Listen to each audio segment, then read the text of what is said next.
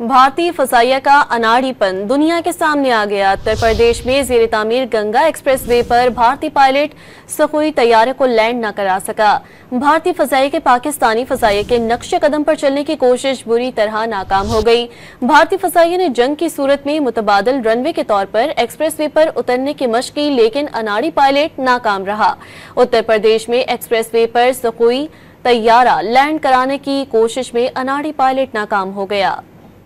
भारतीय फजाइया का अनाड़ीपन दुनिया के सामने आ गया। उत्तर प्रदेश में जेर तामीर गंगा एक्सप्रेसवे पर भारतीय पायलट सखोई तैयारे को लैंड न करा सका। भारतीय फजाइया के पाकिस्तानी फजाइया के नक्शे कदम पर चलने की कोशिश बुरी तरह नाकाम हो गई। भारतीय फजाइया ने जंग की सूरत में मुतबादल रनवे के तौर पर एक्सप्रेसवे पर उतरने की मशक की, लेकिन अनाड़ी पायलट नाकाम रहा। उत्तर प्रदेश में एक्सप्रेसवे पर सखोई तैयारा लैंड कराने की कोशिश में अनाड़ी पायलट नाकाम हो गया।